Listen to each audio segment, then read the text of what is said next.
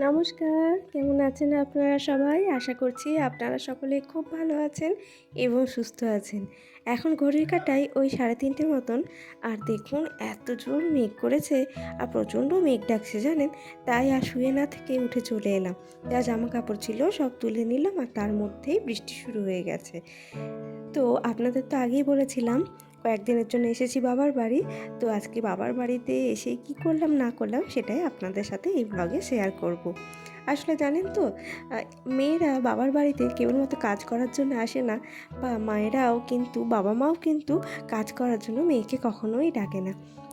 মেয়েরাও বারবার বাবার বাড়ি ছুটে আসে নিজের ছোটোবেলায় ফেলে রাখা স্মৃতিগুলোকে আর একবার দেখার জন্য, যে মায়াগুলো আছে সেই মায়াগুলোর টানে। আজকে বিকেলে কিন্তু ছোটোবেলার অনেক স্মৃতিগুলো আবার যেন চাঙ্গা হয়ে উঠলো। জানেন, ছোটোবেলায় তো যখন এরকম ঝোড়ো হাওয়া দিত, ব্যাগ নিয়ে চলে আসতাম এই খামারে। আম গাছ ছিল আগে দুটো, এখন আর দুটো নেই, এখন একটা আছে। এখন ওই একটা আম গাছেও আম হয়েছে বেশ ভালোই, তাই চলে এসেছি। আমি তো একটা আমও পাইনি, কিন্তু বাপি এদিকে দুটো আম পেয়েছে দেখুন, তাই আমাকে দিয়ে দিল। আর এই সুন্দর একটা আবহাওয়া, আর সেই আবহাওয়াতেই কিন্তু গোধূলি এত সুন্দর ঘাসগুলো খাচ্ছে, দেখেও যেন চোখ জুড়িয়ে যাচ্ছে। মাকে এসে আম দুটো দেখে দিতেই তো মায়ের মুখে একগাল হাসি ফুটে উঠল।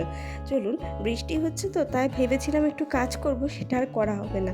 মা আগের দিন যে আম সত্ত্বটা তৈরি করেছিল সেটাকে এবার প্যাকিং করতে হবে। মানে ওটা তো আর এখনই আমের সময়তেই খাওয়া হবে না, ওটা খাওয়া হবে কিছুদিন পর, মানে আমের সিজন শেষ হলে ওই চাটনিতে দিয়ে বা শুধু আমসত্ত্বটা খাওয়া হবে। তার কারণে এটাকে সিল প্যাক করে দিচ্ছি। ওই গ্যাসটা জ্বালিয়ে নিয়েছি আর প্লাস্টিকটাকে একটু মুখটা পুড়িয়ে এয়ারটাইট করে দিচ্ছি, যাতে এটা অনেক দিন থাকে। জানেন, মা কিন্তু গরমের মধ্যে এটা করে রাখে, আর এটা কিন্তু বছর ভর থাকে। যদিও এইটুকু আমসত্ত্ব আর বছরভর থাকে না। তো এদিকে বৃষ্টিও হচ্ছে বলে ভাবলাম যে শাড়িগুলো নিয়ে এসেছিলাম তার একটাতে ফলসটা বসিয়ে নিই। তো দেখুন, এদিকে আমার ফলসটাও বসানো হয়ে গেছে, আর কিছু কাপ ডিশ নামানো হয়েছিল মায়ের শখের শোকেস থেকে। আর এইগুলো তো ছোটো থেকেই দেখি সাজানো, কেউ এলে গেলে তবেই নামানো হয়। তো এগুলোকে আবার জায়গা মতন রেখে দিলাম। এদিকে বৃষ্টি পড়ছে, আর বৃষ্টি পড়লেই না কেমন যেন একটু মুখরোচক কিছু খাই ইচ্ছা হয়। সেই জন্যেই ভাবলাম বাপি আজকে নিয়ে এসেছে একটা চানাচুরের প্যাকেট। তো দেখে রেখেছিলাম তাতে বেশ বাদাম আর মোটা মোটা বেশ কাঠি আছে। আর এই চানাচুরের মোটা কাঠি খেতে কিন্তু আমার ভীষণ ভালো লাগে। তাই কৌটো আর কাঁচি আর চানাচুরের প্যাকেট নিয়ে বসে পড়েছি চানাচুর ঢালার জন্য। তো ঢালতে ঢালতে দু এক টুকরো খেয়েও নিলাম, আর খেতে না বেশ ভালোই লাগে জানেন। আসলে এখানে তো কোনো বাধা নিষেধ থাকে না, বা কে কী ভাবলো, কে কী মনে করলো, এইসব নিয়ে চিন্তা ভাবনাও করতে হয় না। যখন যা ইচ্ছা হয় তখন সেটাই করতে পারি। এই দেখুন, দেখেছেন, চানাচুরের কাঠি নিয়ে বসেই পড়েছি। তো মনটা খাই করতে করতে মনটা আর খাই করছে না, কারণ এদিকে সূর্যি মামা উঠে পড়েছে আবার।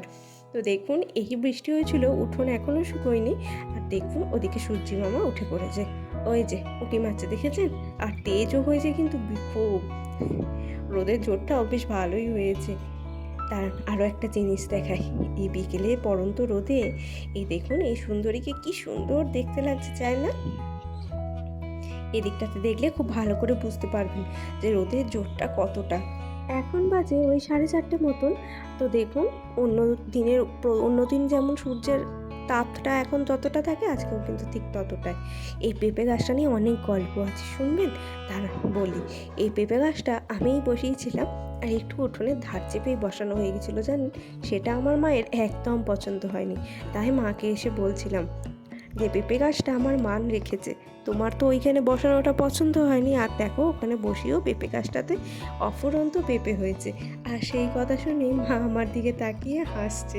দেখুন, ওই যে শুরুর দিকেই আপনাদের বললাম যে বাবার বাড়িতে আসার টানটা কেবলমাত্র কিন্তু বাবা মা সেটাও নয়, তার সাথে সাথে থাকে ছোটোর থেকে রেখে যাওয়া সেই সমস্ত শখ স্বাদ, সেই সমস্ত স্মৃতি, আর সেই সমস্ত মায়া।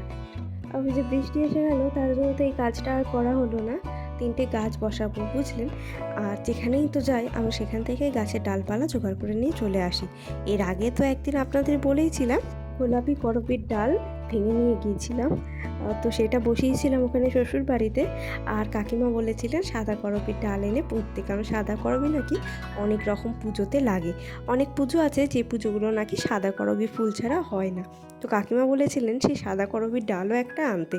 তো এর আগের দিন একটু বেরিয়েছিলাম, সেখানে একটা বাড়িতে দেখি একদম টকটকে লাল রঙের করবী। দেখে তো আর নিজেকে সামলে রাখতে পারলাম না। তো অনেক খোঁজাখুঁজি করলাম, যে বাড়িতে আমি কাউকেই দেখতে পেলাম না। তাই কাউকে কিছু না বলে টুক করে একটা ডাল কিন্তু ভেঙে নিয়ে চলেই এসেছিলাম। জানি না এটাকে চুরি করা বলা হবে নাকি অন্য কিছু। একটা গাছের ডাল নিয়ে নিলে সেটা নিশ্চয়ই চুরি হবে না, তাই না? তো গাছগুলো এবার বসাতে হবে। আর ওই লাল করবীর ডালটাকে না অ্যালোভেরার ডালের মধ্যে পুঁতে রেখে দিয়েছিলাম। ওই অ্যালোভেরার যে আর্দ্র ভাবটা আছে তার জন্য কিন্তু ডালটা এখনও সতেজ আছে, একটা পাতাও কিন্তু একটুও নোয়ায়নি, জানেন। তো চলুন এবার যাই খামারের দিকে।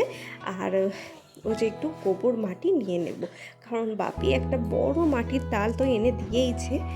আর আমরা নিয়ে আসবো একটু গোবর সার।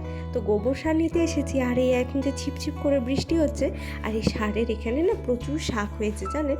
অনেক রকমের শাক হয়েছে, ওই পুনকো শাক হয়েছে, তারপরে চাকুন্দে শাক, অনেক রকম। তো মা এদিকে পুনকো, সাদা চাকুন্দে সব রকমের শাকই তুলে নিচ্ছে। আর দেখুন আমাদেরকে মাটি খুঁড়তে দেখেছে দেখে কুড়কুড়িও এখানে চলে এসেছে মাটি খুঁড়তে। এই চাকুন্দেগুলো শাকগুলো শুধু খাওয়া যায় না, জানেন তো। মা বললো যে এগুলো নাকি পাঁচমিশালি শাকের সঙ্গে খেলে খুব ভালো হয়। আসলে সব শাকেরই তো একটা পুষ্টিগুণ থাকে, তো এরও নিশ্চয়ই আছে কিছু। তো চলুন, এদিকে আমার মাটিও নেওয়া হয়ে গেছে আর বৃষ্টিও এদিকে ছেড়ে গেছে। মাটিটা নিয়ে এবার যাবো ছাদের দিকে। ওই দেখুন বালতিতে মাঠের মাটি নিয়ে নিয়েছি কিছুটা, আর এই ধামাটাতে আছে গোবর সার। আর মা এদিকে গাছ টাছগুলো নিয়ে চলে এসেছে। তো চলুন এবার গাছগুলো বসিয়ে নিই। ছাদে তো মাটিটা ঢেলে একদম মেশানো যাবে না, মানে অনেকটা মাটি এতে কিন্তু নষ্ট হয়ে যায়, জানেন তো। সেই কারণে একটা প্লাস্টিক পেতে নিলাম, আর এর ওপরে প্রথমে গোবর সার দিয়ে দিলাম, তার উপরে ওই আগে টবে যে মাটিটা ছিল সেই মাটিটা দিলাম, আর ওই মাঠ থেকে যে মাটিটা আনা হয়েছিল সেই মাটি দিয়ে দিয়েছি। আর তাতে মিশিয়েছি একটু খোল, আর দিয়েছি একটু শুকনো নিম পাতা। এই নিম পাতাটা সবসময় তো পাওয়া যায় না, মানে সবসময় পাওয়া গেলেও গাছ বড় হয়ে গেলে তো নিয়ে আসা যায় না। তাই এই নিম পাতার সিজনে কিন্তু অনেক নিম পাতা নিয়ে এসে শুকিয়ে রেখে দিই, জানেন। এটাতে কিন্তু গাছের ব্যবহার করি। দেখুন নিম খোল তো কিনতে পাওয়াই যায়। তো বলুন তো, যদি আমরা বাড়িতেই এটা বানিয়ে নিতে পারি, তাহলে শুধু শুধু কিনে পয়সা খরচ করার কি কোনো দরকার আছে? আর যেখানে আমি গাছের ডালও নিয়ে আসছি ফ্রিতে, সেখানে এইসবই বা কিনতে যাবো কেন? তো মাটির সঙ্গে মিশিয়ে দিলাম বেশ খানিকটা শুকনো নিম পাতা। এদিকে আমিও কিছুটা মাটিটা মেশালাম, আর ভালো হয়নি বলে মাও আবার এদিকে কিন্তু একটু মিশিয়ে দিল। তারপর সমস্ত টিনে মা মাটিটা ভরে দিল। তো মাকে বলেছি আচ্ছা গাছটা তুমিই লাগাও। দাঁড়ান, আমার স্কুলটা যেহেতু বাড়ি যাতায়াতের পথেই, তাই প্রত্যেক দিন দুবেলা করে বাড়ি এলেও এই গাছগুলা বসানো বা এই কাজগুলো কিন্তু ওইটুকু সময়ের মধ্যে হয়ে ওঠে না। তাই একটা দুটো দিন থাকতে না খুব ইচ্ছা হয়, জানেন। তো দেখুন এদিকে আমার সমস্ত টিনে মা মাটি ভরে দিয়েছে, আর বাকি যে মাটিটুকু ছিল সেটুকুও কিন্তু টিনে বালতিতে ভরে দিল। আজকে মোটামুটি মায়ের যা অব্যবহৃত জিনিসপত্র ছিল, বা ফুটো বালতি, ফাটা টিন, সমস্ত কিছুই কিন্তু আজকে আমি দখল করে নিয়েছি একেবারে। তো আজকে মাকে বলেছি গাছগুলো মাকেই বসিয়ে দিতে। দাঁড়ান আপনাদেরকে দেখায় কী কী গাছ আছে। এই দেখুন এটা হচ্ছে বেলি ফুলের গাছ। গাছটা নিচেতে হয়েছিল, তো দুটো খুব সুন্দর ডাল হয়েছিল, জানেন। আর তুলতে গিয়ে দেখি এটাতেও বেশ খানিকটা শিকড় আছে। তো শিকড় সদ্য এই বেলি ফুলের ডালটাও ছাদে বসিয়ে দিলাম। আর তার সাথে তো বললাম লাল করবী, আর আছে এই গোলাপ গাছটা। গোলাপ গাছের ডালটা বসিয়ে রেখে দিয়েছিলাম এই গ্রো ব্যাগে। তো সুন্দর গাছটা লেগে গেছে, জানেন। তাই এবার বসিয়ে দেবো। আর তার সাথে হয়েছে একটা তুলসী গাছ। আর এই গোলাপ গাছটার সঙ্গে গ্রো ব্যাগে একটা তুলসী গাছও হয়েছে, জানেন। তো সেটাকেও আর ফেলে না দিয়ে সেটাকেও বসিয়ে দিলাম। এমনিতেই তো তুলসী গাছ অফুরন্ত গুণে ভর্তি, তো সবসময়ই এটা কাজে লাগে। তো এটাকেও কিন্তু মা বসিয়েই দিল। আবার দেখুন আজকে গাছটা এত সুন্দর দিনে বসানো হয়েছে, এদিক থেকে কিন্তু বৃষ্টিও শুরু হয়ে গেছে। আর গাছে যদি একটু বৃষ্টির জল পায়, সেই গাছ কিন্তু বেঁচে যাবেই। আর গাছে কিন্তু এই বৃষ্টির জল পেলে খুব ভালো গাছ কিন্তু বাড়ে। তাহলে গাছগুলোও বৃষ্টির জল পাক। আর আমিও আমার ব্লগটা এখানেই শেষ করি। সবাই ভালো থাকবেন, সুস্থ থাকবেন, আর অবশ্যই আমার ব্লগটা কেমন লাগছে সেটা জানাবেন। আর ভালো লাগলে একটা লাইক করবেন, কমেন্ট করবেন, আর আপনার পরিচিত ব্যক্তিদের সাথে এটা শেয়ার করে দেবেন। তো আজকের মতন টাটা।